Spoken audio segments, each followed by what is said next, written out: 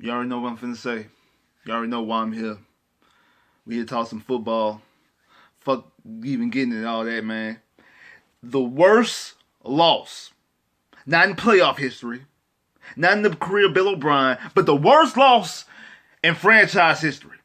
I don't want to hear nothing. I don't want to say nothing really.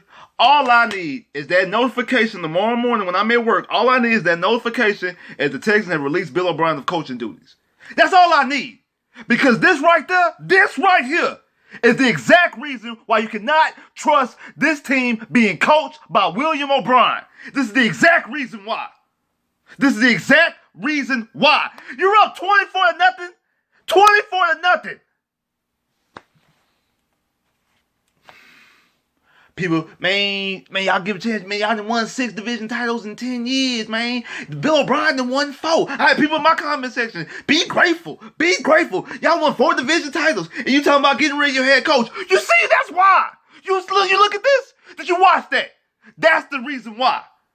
That's the complete reason why. After a damn near perfect first quarter, on all accounts, offensive, defensive, special teams, everybody played perfectly to their job. In the first 15 minutes of the game, you're dominating the number 2 team in the AFC. Probably one of the best offenses in the league.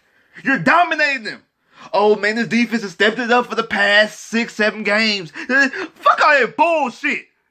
Fuck all that. Score on your first, 3 plays of the game. A big touchdown to Kenny Stills. You dominated this game in the first quarter. But no, Bill O'Brien creeps in and has to do Bill O'Brien type things. That's what he does. Fourth and 1. You're up 21-0. 4th and 1. You're the underdog. You're the 10.5 point underdog in this game. They're a 10.5 point favorite. You're up by 21. You're dominating this game. What you want to do? I'm going to do Bill O'Brien stuff. I'm going to mediocre out and kick this field goal. When you have Deshaun Watson, when you have Stills and Hopkins and Fuller and Duke and Carlos Hyde. Duke and Carlos Hyde, both of them as a running back was gashing them. Deshaun was doing his thing on the ground. Quick RPO. You waste the timeout. And we was going back and forth on the Discord, me and a couple guys from the round table, we were going back and forth during that about that whole timeout. I understood the timeout if you were going to go forward on 4th and 1. What made me mad about you calling the timeout is that you kicked the field goal. And then what happens? A kickoff on their side goes past the 50. They get a short field. Boom. They score a touchdown. You weren't going to hold this Kansas City offense. Y'all know how I am about Patrick Mahomes. You weren't going to hold this offense out. You weren't going to hold this offense to a shutout. No. You weren't going to do that. They were going to score. They were going to put up points. I believe that. I get that. So then what you do, the very next drive when you get stopped on 4th and 4 in your territory, on your own 30, you run a fucking fake punt. That is the moment that I knew we lost this game. Even though we were up 24-7, at that same moment, I'm like, it's over. You can look at my phone. I can text all my cousins, my homeboys, my brother-in-law, text everybody. Let them know. Everybody knew there was a Texas fan. The game was on my homeboys, a Titan fan. Hey, man, y'all going to the AFC Championship game and play the Chiefs. I knew the game was over then because I knew exactly what was about to ensue. Bill O'Brien and his bonehead coaching, it was all going to snowball. It's going to take that big snowball effect. We get stopped on that. One, why would you do that going in there? Why are you doing that in your own territory, deep in your own territory, putting them inside the 30? Do you not know what type of offense they got? Do you not see number 15 who just won the MVP last year, who threw for 50 touchdowns? Did you not see that? But no, you want to be out. You want to be the smartest guy in the room. What are you doing? What are you doing?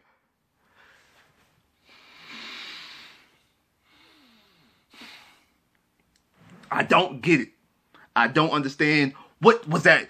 You were pussy enough and was scared enough not to go for it on 4th and 1. Oh, but now when it's 4th and 4 on your 30, you gonna let your nuts hang then, right? Okay, cool. I'm a boss up right there and then. I'm gonna show you I'm the big dog right here. No. You get stopped. They score a touchdown. Now they got the momentum. Now DeAndre Carter does DeAndre Carter things. And you know what? Last year, I said this last year. I actually like DeAndre Carter because he's fast, he's shifty, but I don't trust him with the ball in his hand because he fumbled a lot last year on kickoff and punt returns. Just none of them was lost. He got a couple of them back. Some of them went out of bounds. So we were forcing it. But I knew one day he was going to fumble at the wrong crucial point. And damn it, he had to do it today. He had to do it in a game that you were on the cusp of hosting. Everything is served up to you on a platter. You are able to host an AFC Championship game. The first time your franchise has been to an AFC Championship game, you're able to host that motherfucker. And you let it slip. You're up 20. We spot you 24-0. We give you 24 points. And you let it slip. And it's not. And the best thing about it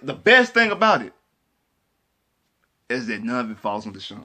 That's the perfect. If you're gonna talk about now a way of losing, the best way of losing is that you lose, but Deshaun doesn't look bad. Deshaun played great in this game. Deshaun didn't look bad. And it wasn't like it was a back and forth game. It's an epic failure. But Deshaun completely gets off. Because it was not his fault. It wasn't like he had pick sixes, some strip sack fumbles that allowed the Chiefs back into this game.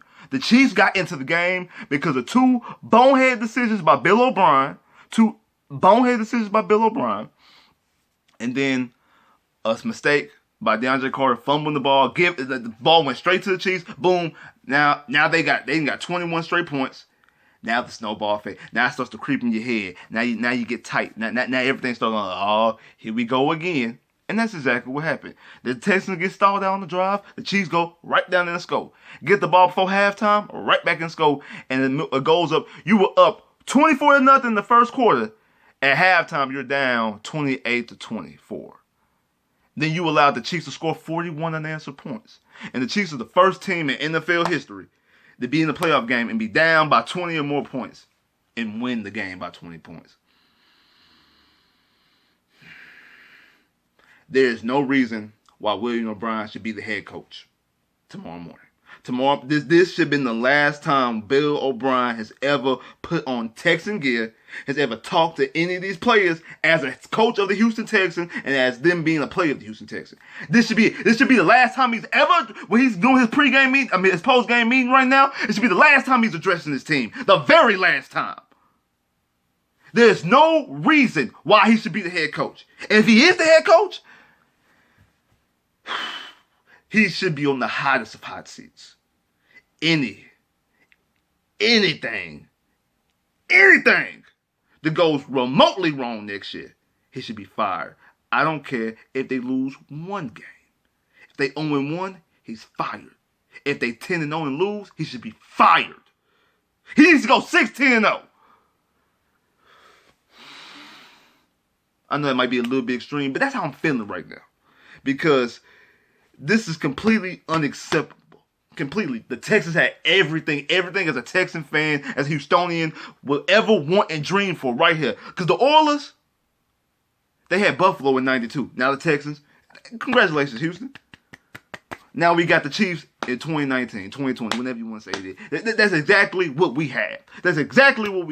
You're up I don't know how much I can stress being up 24-0. And letting it completely slip out your hands. Completely. Just, you were up 24-0, and in the blink of an eye, you're down 28-24. You're like, what? I can't even dress nothing, like, individually, because everything just bolts all the way back to Bill O'Brien. It just completely does. And I know we talk about Andy Reid, have his playoff shortcomings and all those type of things like that. But I said this last night to a couple guys from the round table, and I was like, who's under the most pressure? Like do you trust the least out of Bill O'Brien and Andy Reid? And I said Andy Reid, but I also said this because Professor Trill, you can attest to this because I said this, Trill and Ray. I attested this. I said that Andy Reid has a worse track record. Also, mainly because he has a longer track record. He's done it more, so he had more opportunities to F it up. Bill O'Brien hasn't had those same opportunities to F it up. So I'm gonna say that Andy Reid is worse, but only because he's done it more times. So I've seen him do it more times, so I have to give it to him because I've seen him do it more times. Same thing with saying who's clutch out of Deshaun and Pat. We gonna say Deshaun because we've seen Deshaun be clutch way more times than we've seen Pat. Not to say that Pat's not clutch, because Pat very well might be even more clutch. But we haven't seen Pat be clutch. That's because one at Tech, his defense. Well, I followed Pat since Texas Tech. Our D is so bad up there in Lubbock that he never had a chance to be in big games to show he was clutch. And in Kansas City, he's always up by 3 to 4 touchdowns, so he never has a chance to show that he's clutch. He could very well be even more clutch, but we don't know because we have yet to see him. But we've seen Deshaun be clutch at Clemson because he had to play big games in college because he's been in national championship games. We've seen him be clutch there. We've seen him be clutch in the NFL numerous times. He has the most fourth quarter comebacks in the NFL. Also, we've seen him be clutch and his defense effed it up. Like in Philly, like in New Orleans, like at New England, at Seattle. His rookie year, like we've seen him be clutch numerous times and get it, and numerous times he came up clutch, but his team fell short by defensive calls, by defensive players, by Bill O'Brien making Bill O'Brien's type decisions. So we're saying that now we know. Now we know. Now we know exactly because we've seen these two head-to-head that Bill O'Brien is way worse in clutch moments. He is way worse in playoff situations when you need your coaching to be extraordinary to come away with wins. We need you to have a flawless game plan. And like I said, the game plan was going well fine. It's on the head coach and on special teams because special teams give it and they take it away. Because that's the reason why we jump out to a 24-0 lead. Deshaun goes out there, scores on his first drive, touchdown. Ken Stills, just a perfect pass. Ken Stills is wide open mostly because of they faked him on the screen. Will Fuller and Hop getting all the attention. Stills running right by, wide open, boom, touchdown. Okay, Houston. We stop them on the first down. Now, again, I know some Chiefs fans might go come in here. Oh, let's be real. The Chiefs receivers were dropping catches. They were. But some of that was because they kind of was seeing some guys on the perimeter. Like, oh, snap, here come Justin Reid. Oh, my bad. Oh, Hargrave. Oh, my bad. Oh, like they seen some linebackers and see some safeties, so they kind of dropped some balls. So we get them. Mingo blocks a punt. Lonnie Johnson picks it in, goes in for a touchdown. Boom. Then we do it again. Same thing. We stop them. They fumble a punt. They fumble a muffle punt. Boom. We get it. Boom. Touchdown. Kickoff. We run the kickoff back. They fumbled the kickoff, but yet they get it back. Like, our special teams was playing beautifully. Just playing just great. Just playing great. Then I'm not blaming them on... I don't blame them or Justin Reid on that fake punt because it was Bill O'Brien's decision. And then... But it still falls on the special teams. We thought this might be the best special teams play in franchise history. It went from that to being the worst special teams play in franchise history. It's just completely frustrating. And same old Texans. It's like that. That's really what it is. It's the same old Texans. Like I said in my last video, the Texans are ultimate catfish. The Texans is that bad bitch on Instagram, on Tinder, or Twitter, or wherever it is you Facebook, whatever it is that you see, and you get to chomp it up when you get to texting them, and you like, all right, cool. Hey man, I got me a bad one. I got me a baddie. And then you pull up, and you like, huh? Because that's what it is. Because the Texans, they bad. That bad chick. The first 3 quarters against New Orleans, the game against the Patriots, the game against the Chiefs. You know, that's that bad chick. A couple plays during the Indianapolis game on Thursday night, the game against the Falcons. Oh, that's that bad chick. The first quarter against the Chiefs today, that bad chick. But then when you pull up, that's the last play against New Orleans. The game against the Ravens. The game against Denver. The game against Tampa Bay. Even though you won the game against Tampa Bay. In the last 3 quarters of this game here. When you had a chance to put the game away. I firmly believe if the Texans go for it on 4th down, you have Deshaun Watson. Do an RPO. Do a read option. Just run the ball. I don't care. I firmly believe if they convert that they convert that 4th down and they score a touchdown and go up 28-0. I don't, even though we see Kansas City score 41 straight points in this game. I don't believe that they would. I don't think that they come back. I think they come back and score, obviously, but I think that the momentum, and I think Kansas City will be getting tight when you're down 4 touchdowns and you don't spot them. Because that's really what it is. Even though that they scored 41 straight points, we were spotting them short fields with the long kickoff return, with the stupid and I throw that in the special teams while I was blaming special teams when I said they take it away. They gave up that long kickoff return, putting them over the 50. Spotting them a short field with that long kickoff return, the fake punt, all that type of stuff. You don't spot them short fields, and they have to drive the length of the field, and they're down by 4 touchdowns. I do think that they come back. I do think they put up points, but I'm thinking the game is probably 35 to 24, something like that. I think that's the end. That's the end of the game, and the Texans will be hosting the AFC Championship game versus the Tennessee Titans, aka like I like to call them, the Northside Oilers. And now we don't see that. Now we see the Chiefs playing against the Titans. Now, even though the Chiefs were my preseason Super Bowl pick was the Chiefs beating New Orleans Saints, and New Orleans lost in the first round. And I woke up this morning having a bad feeling. Like once the Titans won, because I told my homeboy that I think the most likely scenario was that out of 3 scenarios leading up to this week, the AFC South will either have 2 teams in the championship game, 1 team, or no teams in the championship game. I said people probably think it's going to be none. I think the more likely scenario is that at least one of us make it to the AFC Championship game. I think the second would be both of us make it, and I think the one that was the least likely was neither one of us make it. I have a feeling that at least one of us will win, if not both of us. And once they won, it started creeping in that they were going to be the only one to go in. I had that feeling all morning. I was texting everybody, so I got a bad feeling about that. I just have a bad feeling about today. And I'm not going to lie. When you jump out to that huge lead, that feeling goes away. I'm like, I can't believe this. This is incredible.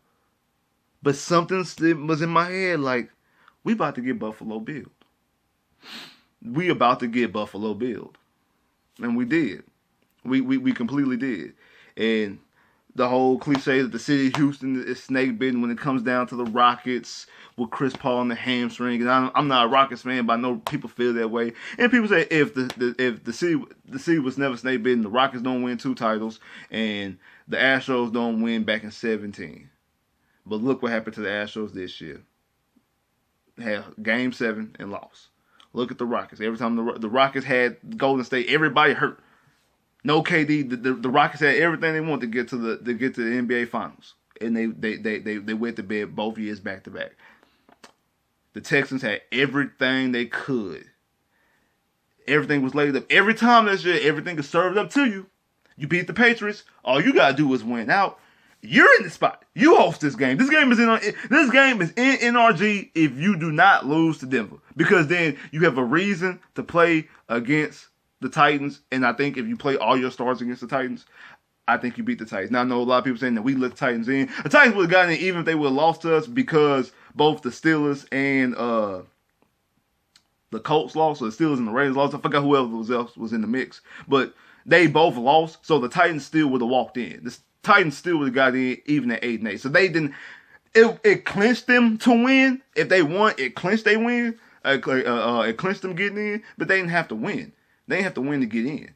Like because of what else happened on outside the rest of it. They would have backdoored into the playoffs, but they still would have got in.